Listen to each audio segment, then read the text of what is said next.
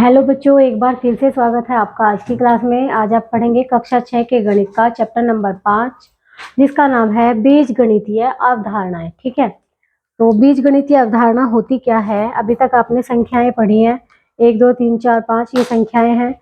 आपने पढ़ लिया पूर्णांक तक। ठीक है, प्राकृतिक संख्या, पूर्ण संख्या और पूर्णांक आपने पढ़ लिया है। संख्याएं कैसी होती हैं, इनको कैसे जोड़ते हैं, कैसे घटाते हैं, गुना करना, भाग करना। ठीक है, अब आपकी बीजगणितीय अवधारणाएं आ जाएंगी। बीजगणितीय संख्याएं मतलब कुछ ऐसी संख्याएं जिनको हम अंग्रेजी के किसी लेटर से डिनोटेड करेंगे, प्रदर्शित करेंगे। जैसे अंग्रेजी का लेटर जैसे ABC या फिर XYZ या फिर LMN, कोई भी संख्या हो सकती है। ठीक है, तो पहला प्रश्न ये है कि शिक्षक प्रत्येक शिक्षार्थी को 3 पेंसिल देते हैं। मतलब यह है कि एक शिक्षक है, वो प्रत्येक शिक्षार्थी मतलब प्रत्येक बच्चे को, हर एक बच्चे को 3 पेंसिल देते हैं। ठीक है, यदि कक्षा में शिक्षार्थियों की कुल संख्या x हो, दे दिया ना x संख्या, आपको x दे दी, मतलब बीजगणितीय संख्या दे दिया यहाँ पे। ठीक है, तो बताइए कि शिक्षक शिक्षार्थियों को कुल कितनी पेंसिल देते हैं, ये आपको बताना है। तो कैसे करेंगे इसको? सबसे पहले लिखेंगे कि प्रत्येक एक विद्यार्थी को कितनी पेंसिल दी। विद्यार्थी, यहाँ शिक्षार्थी लिखा हुआ है। एक शिक्षार्थी को दी गई पेंसिलों की संख्या, पेंसिलों की संख्या क्या होगी? इसमें बोला गया है कि एक बच्चे को 3 पेंसिल देते हैं। ठीक है, और इसमें दिया यदि कक्षा में कुल x शिक्षार्थी हो। मान लिया कक्षा में 50 बच्चे हैं, एक बच्चे को 3 पेंसिल दे रहे हैं, कक्षा में 50 बच्चे हैं, तो कुल कितनी पेंसिलों की जरूरत होगी? गुणा करके बताएंगे ना हम। तो यहाँ पे संख्या नहीं दी, यहाँ दिया कि जो कक्षा में शिक्षार्थी हैं वो x हैं। ठीक है, तो क्या लिखेंगे? x शिक्षार्थी को, x शिक्षार्थियों को दी गई पेंसिलों की संख्या, दी गई पेंसिलों की संख्या क्या होगी? इनकी हम गुना करा देंगे। 3 की x के साथ क्या करा देंगे? गुना। और जब गुना कराते हैं तो गुना का चिन्ह लगाने की जरूरत नहीं होती, 3x लिख सकते हैं हम इसको। 3 गुना x भी लिख सकते हैं, 3x भी। मतलब एक बच्चे को इतनी पेंसिल, सारे बच्चों को मतलब इतनी पेंसिल मिलेंगी, 3x, इतनी पेंसिलों की आवश्यकता होगी। ठीक है, अब प्रश्न संख्या 2 में लिखा है कि अपनी उत्तर पुस्तिका पर रिक्त स्थानों में संख्याओं की जगह कोई बीज लिखिए। मतलब बीज गणित लिखना है, बीज गणितीय अवधारणा लिखनी है आपको, और बताइए कि इसका प्रयोग किस संख्या के लिए किया गया है। अब आप देखिए, ये दिया है 12 जमा 5 बराबर 17 है, तो आपको पता ही है 12 में 5 जोड़ लेते हैं तो 17 आता है। तो इसकी जगह कोई भी बीज गणितीय संख्या लिख सकते हैं। एक बॉक्स में लिख लिया, दिया हुआ है यहाँ पे एक खाली स्थान, और इसमें आप कोई भी संख्या लिख सकते हैं। कैसे लिखेंगे? XYZ ABC LMN कुछ भी लिख सकते हैं। हम x लिख देते हैं यहाँ पे, तो x जमा 5 बराबर 17। यहाँ हमने x किसकी जगह लिया है? किसकी जगह लिया है? 12 की जगह। ठीक है, तो क्या लिखेंगे कि इसमें पूछा है ना कि बताइए कि उसका प्रयोग किस संख्या के लिए किया गया है। ठीक है, तो x का प्रयोग 12 के लिए किया गया है, 12 के लिए किया गया है। तो ऐसे ही हम सभी में x लिख सकते हैं, y लिख दो, z कुछ भी लिख सकते हैं। 40 माइनस 10 बराबर 30 है, तो यहाँ कुछ भी संख्या लिख दो ऐसी ही बीजगणितीय संख्या। मतलब 40 माइनस x बराबर 30, तो यहाँ x हमने किसकी जगह लिया? 10 की जगह लिया। तो क्या लिखेंगे कि x का प्रयोग 10 के लिए किया गया है, 10 के लिए किया है। ऐसे ही यहाँ पे 4 गुना 6 24 होते हैं, 4 6 24, तो यहाँ x लिख देंगे। x गुना 6 बराबर 24, तो x किसकी जगह लिया? 4 की जगह। तो क्या लिखेंगे? x का प्रयोग 4 के लिए किया है, x का प्रयोग 4 के लिए किया है।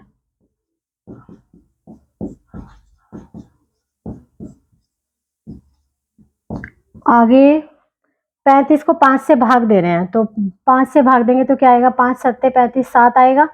ये तो सही है। ठीक है, तो अब इस बॉक्स में क्या लिखेंगे? किसकी जगह लिखेंगे? इसमें 5 की जगह हम क्या लिख देंगे? x। तो यहाँ क्या लिखेंगे कि x का प्रयोग 5 के लिए किया है, x का प्रयोग 5 के लिए किया है। तो ये बहुत सिंपल है आपके लिए करना, ठीक है। प्रश्न संख्या 3 देखिए, रहीम के पास 10 रुपए थे, उसने रजिया को कुछ रुपए दे दिए, उसके पास कितने रुपए बचे? इस संबंध को अक्षर संख्याओं की सहायता से व्यक्त कीजिए। तो कैसे करेंगे हम? इसमें दिया हुआ है कि रहीम के पास 10 रुपए थे, रजिया को कुछ रुपए दे दिए, तो हम लिखेंगे कि माना रजिया को x रुपए दिए, x रुपए दिए, x ले लेंगे ना हम। तो मान लिया उसने रजिया को x रुपए दे दिए, तो उसके पास कितने रुपए बचे? तो लिखेंगे रहीम के पास बचे कुल रुपये, कितने रुपए बचेंगे? उसके पास 10 थे, जैसे हमारे पास 10 रुपए हैं, हमने 5 किसी को दे दिए, तो कितने बचे? कैसे बताएंगे? घटा के बताएंगे ना, घटाना पड़ेगा। तो रहीम के पास कितने रुपए थे? 10 रुपए थे, उसने रजिया को x दे दिए, तो वो घटा के तो बताएंगे। तो रहीम के पास कितने बचे? 10 माइनस x। तो अब आप बोलोगे यहाँ तो 3 गुना x लिखा था तो 3x लिख दिया, ठीक है। 3x इसलिए लिख दिया, ये गुना का चिन्ह है, गुना का चिन्ह हम हटा भी सकते हैं, तो 3x इसको लिख सकते हैं। जहां पे आपको ऐसा लिखा मिले 3x या 5x, इसका मतलब x की 5 के साथ गुना हो रही है, मतलब 3 की 5 x के साथ क्या हो रही है? गुना हो रही है। लेकिन अगर आपको प्लस मिल गया है कहीं पे x जमा 5, तो ये दिखाना पड़ेगा, प्लस लगाना पड़ेगा। अगर 5x लिखोगे तो गुना माना जाएगा, 5 की x के साथ क्या है? गुना है, ठीक है। अगर प्लस हो रहा है तो प्लस लगाना पड़ेगा, माइनस हो रहा है तो माइनस भी, 5 माइनस x इस तरह से दिखाना पड़ेगा, और गुना लगाने की जरूरत नहीं होती। तो चलिए नोट कर लीजिए।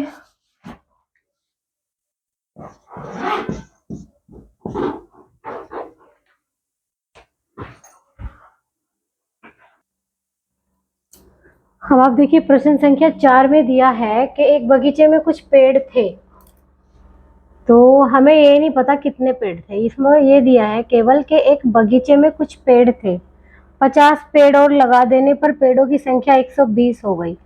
अब क्या हुआ है कि उसमें 50 पेड़ और लगा दिए हैं, तो वो पेड़ों की संख्या 120 हो गई है। इस कथन को अक्षर संख्या की सहायता से व्यक्त कीजिए। आपको ये नहीं बताना कितने पेड़ थे, आपको इसको अक्षर संख्या की सहायता से लिखना है, ठीक है। तो क्या लिखेंगे कि माना बगीचे में x पेड़ थे, हम ये मान लेंगे, माना बगीचे में x पेड़ थे, x मान लिया हमने, ठीक है। 50 पेड़ और लगा दिए, तो कितना हुआ? यहाँ लिखेंगे 50 पेड़ और लगा देने पर पेड़ों की संख्या कितनी हो गई है? पेड़ों की संख्या हो गई है 120, ठीक है। मतलब x पेड़ थे और x में 50 और जोड़ दिया, तो कितना आ गया? 120। यही आपका सही आंसर होगा, ठीक है। अब प्रश्न संख्या 5 में क्या दिया है कि अक्षर n और m के प्रत्येक प्रतिरूप को तीलियों से बनाने के लिए, माचिस की तीलियों से बनाने के लिए आवश्यक तीलियों की संख्या के लिए नियम ज्ञात कीजिए। नियम लिखने के लिए एक एक चर का प्रयोग कीजिए। सबसे पहले n को ले लेते हैं। एक n बनाने के लिए, एक n के लिए तीलियों की कितनी संख्या की जरूरत होगी? तीलियों की संख्या,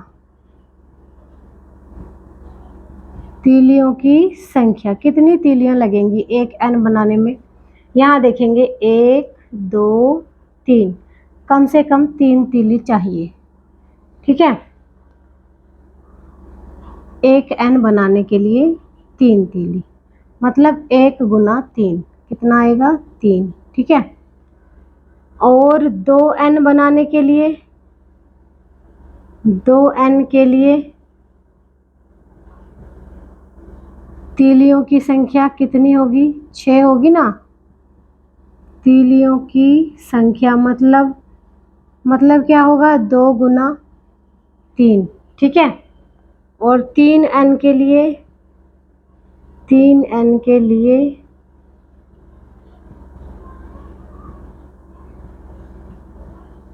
तीलियों की संख्या क्या होगी? 3 गुना 3। इसको लिखने की इतनी आवश्यकता नहीं है, ठीक है। तो 3n बनाने के लिए तीलियों की संख्या कितनी होगी? 3 गुना 3, ठीक है। तो बात करें अगर हमें xn बनाने हो तो xn के लिए तीलियों की संख्या, अब एक n के लिए 3 थी तो xn के लिए कितनी होगी? x गुना 3, x ऐसे वाला x लिख लीजिए छोटा, वरना गुना और x एक जैसे लगेंगे। x गुना 3 मतलब 3x। इसका क्या होगा? नियम, ठीक है। नियम लिखने के लिए चर का प्रयोग करना था, तो संख्या के लिए नियम क्या हो गया? 3x, ठीक है। n बनाने के लिए 3x तीलियों की जरूरत होगी xn बनाने के लिए, ठीक है। इसी तरह हम m का लिखेंगे, ठीक है। m का कैसे करेंगे? एक m के लिए तीलियों की संख्या कितनी होगी? एक m बनाने के लिए तीलियों की संख्या 1 गुना 4, क्योंकि एक m में 4 तीली लगेंगी, 1 2 3 4, ठीक है। इसी तरह x डायरेक्ट लिख देंगे, इसी प्रकार डायरेक्ट लिखेंगे। इसी प्रकार xm के लिए तीलियों की संख्या कितनी होगी?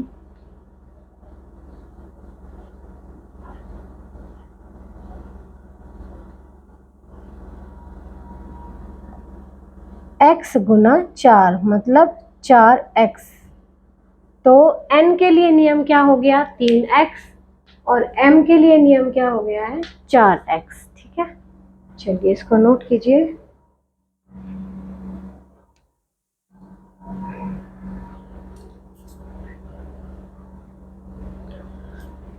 तो देखिए बच्चों, अभ्यास 5A में तो इतने ही प्रश्न थे, तो इनको आप अच्छे से नोट कर लीजिए, समझ लीजिए। चलिए फिर मिलते हैं आपसे अगली क्लास में अभ्यास 5B के साथ।